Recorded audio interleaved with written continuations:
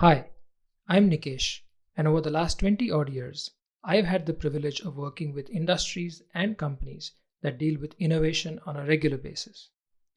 During my consulting stint with Accenture, I had the chance to advise clients on innovation. During my stint with Infosys and currently with Indegene, I grapple on how to deliver innovation to my clients. And during my tenure with a genomic startup called GenePadDX, I worked and innovated with a really creative team. But what is innovation? A much used and abused word, isn't it? Another such word is value. Now, I'm going to commit harakiri and use both of these in the same sentence. According to me, innovation is anything that adds value to your customer in a way that they did not think about it. I'm going to repeat it. Anything that adds value to your customer in a way that they did not think about it. To me, that is the simplest way to define innovation and also sets the context for the rest of my talk. Given that we are speaking in the corporate and commercial context and not an academic one, to me, innovation has to be from the point of view of the customer. You could have the most cutting edge solutions, but if the customers already have it or don't feel that it adds value to them, then they're worthless. Now, if we start peeling the onion a few layers, we can categorize innovation into three categories. I'm going to try and explain it through how our cars have evolved. The first category is incremental innovation, something that adds a bit more value to your customer than they are used to. For example, refinement in how much power or mileage you get from your car. Second category is step up innovation, something that adds substantial value to your customers and might even change how they do things. Example, introduction of automatic gearboxes in our cars.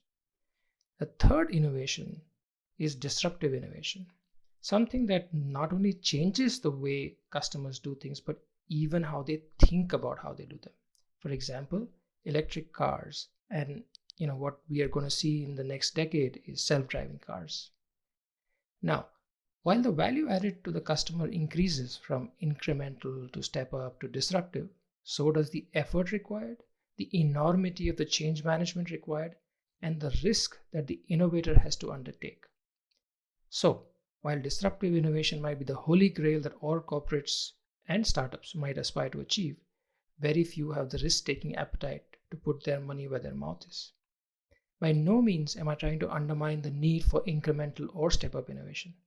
A huge number of companies have been very successful providing the same over the last few decades. But it is also a well-established fact that the disruptors command a disproportionate premium if and when they succeed. Staying with our auto industry example, just look at Tesla's market cap versus the next 10 auto companies that are step-up or incremental innovators. So, it is important to identify the kind of innovator company you are or want to be.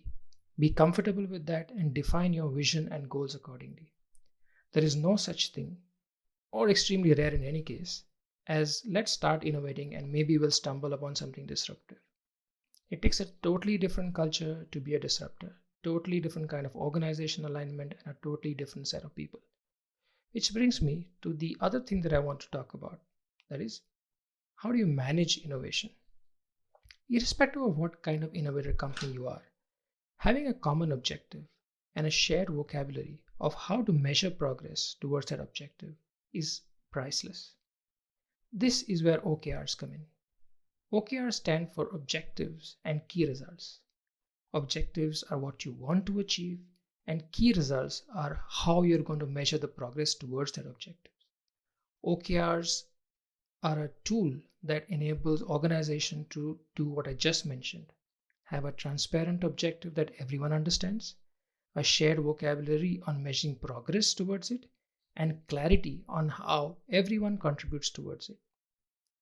At this point, some of you might start rolling your eyes over and say that you can't tie up innovation in systems and processes.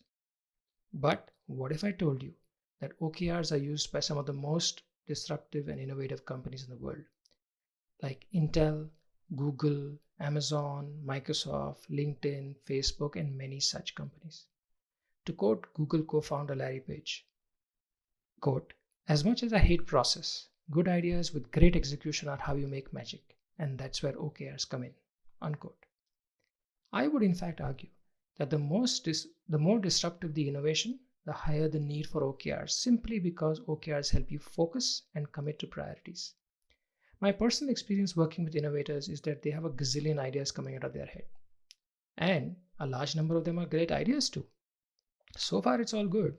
But the challenge is that innovators like to chase all of them at once. With OKRs, the organization has transparently communicated to everyone in all the teams what the objective is and how we're going to measure progress. Any effort that doesn't align to that objective is quickly found out.